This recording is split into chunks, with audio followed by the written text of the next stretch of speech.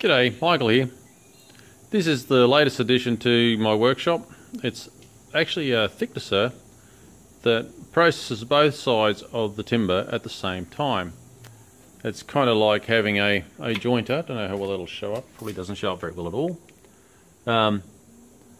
It's got a cutter block in the bottom with basically an in-feed table, and further in is an equivalent to an out-feed table. But it's a thicknesser, so it's kind of a jointer and a thicknesser at the same time. In a lot of ways it's quite nicely made, but there's a couple of silly little errors with this machine. Basically everything seems fit for purpose, except for some reason this control box was mounted here on this stem. Now it doesn't sound like a problem, but the way it was mounted, there was no way I could open this larger panel without hitting the control box. So the electrician and I have worked together to come up with a solution of mounting the control box on the actual lid with the cabling running back and forth so as to give a movement, if I can lift this up, for the whole lid assembly, and the cabling runs around the outside. It's very hard to do that one-handed. Okay, I might just open that up again. Give me a second.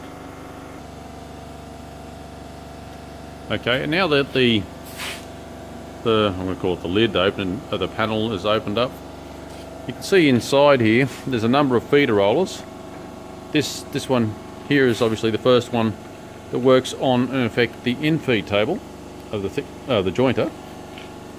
You can see beneath is the actual cutter block for the jointer section.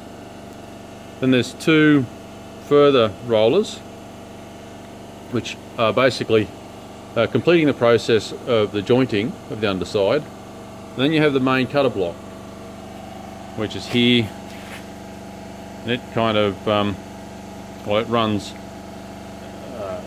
contrary to the jointer part. The lower cutter runs from this perspective clockwise, and the thicknesser part runs from this perspective counterclockwise.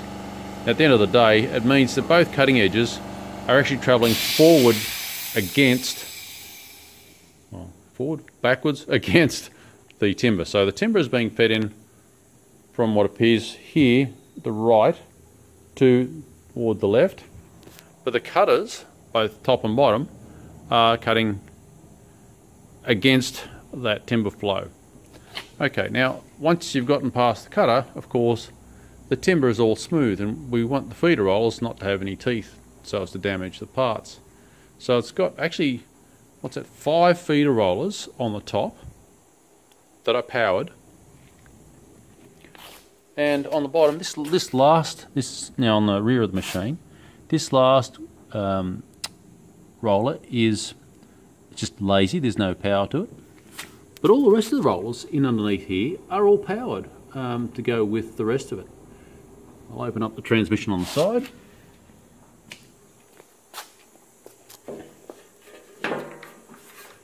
Okay.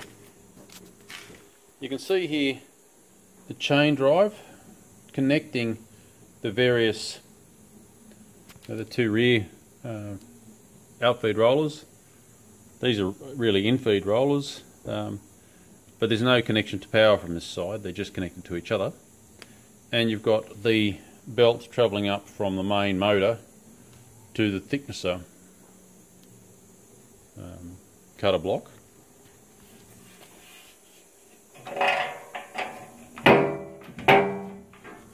And on the other side of the machine,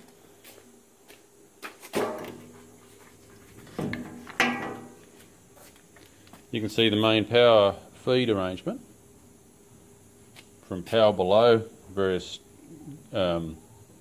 sprockets are being passed with a chain. Now these sprockets here are in the lift, the elevating and lowering thicknesser table, actual main platen, and they're geared from the reverse side of the chain. So you can see the chain goes, that's obviously a tensioner, from one side to the other on the upper rollers. Now, as you remember from the other side, these two were connected together on the other end, and there's another pair of rollers here, as you saw from above. These two are paired together here with a chain, and they're paired on the far side with a chain, but they're actually fed from this end. So here is where the transmission obviously brings from below through to these I'm going to say assisted feeder rollers. They're not really high traction or anything, they're just smooth. And these are the main feeding rollers, but they are paired from there on the opposite ends of the shaft, this sharing around that thrust. Now, another thing that's interesting, on the other thicknesser that I have, there's very little done in the way of kind of a shielding for the extraction. It throws the material clear in a different way. This has a kind of a rotating, I don't know whether it shows very well. I really don't know whether I can demonstrate this. You can see you have the main thickness of shaft, and you've kind of got this housing either side. Very hard to show this. On the other end, you can see, if you look carefully, a spring, and that's a bit of a hint. Maybe I can hold this with the other hand. Let's see how that goes. It's very hard to do this one-handed, so forgive the shakes. Can you see how that rotates? It rotates around. There's no light in here. Very hard to show this. I'm not sure I'll be able to demonstrate this. Anyhow, there's a circular groove in that black block in the background, and this component here runs in that track. You can see. Oh, come on, focus.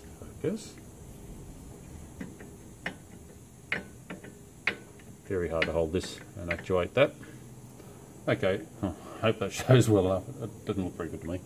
All right, and there's the top part of the chute. It's got like this rubber flanging, which meets down onto these surfaces here. All right, so I'm going to shut this again. Okay, so the lid's closed now. The amount that the underside cuts is obviously determined by the height of this table relative to the cutter block and the outfeed table part of it. There's a scale on the side indicating focus, indicating what's been taken off. These bolts here on the side provide basically a clamping arrangement, and this, I don't know, this drive section here obviously slides the infeed table forward and back on that angled plane there to provide that lift. The control panel is actually quite simple. Up and down, that's the powered lift for the actual thickness of table here, the powered lift for the lower section. Wow, this is hard to drive. So that's the up and down, and this one here is the power for the jointer component, which is the lower cutter block, and this is the main cutter block, which also provides the power for the power feed of the whole unit. And of course, that's the button that makes it stop and a safety switch. What else we've got going here? Okay, we have the extraction housing on the top, and on the bottom it's a bit more complicated. That's an ovaloid shape. Oh, how can we show that? That ovaloid shape is my problem. So to overcome the ovaloid shape on the underside, I've made, well, it's in the printer right now, this, they call it a loft section on a CAD program. Don't know quite why it's called a loft, but there you have it. So the 3D printer is turning out that part which will convert from the ovaloid extraction outlet to, you know, a round extractor hose. So you can see it's printer's busily producing that part. It's not far off finished now. Well, I hope that's of interest to you. Feel free to like, share, subscribe, ask a question, leave a comment. Bye for now.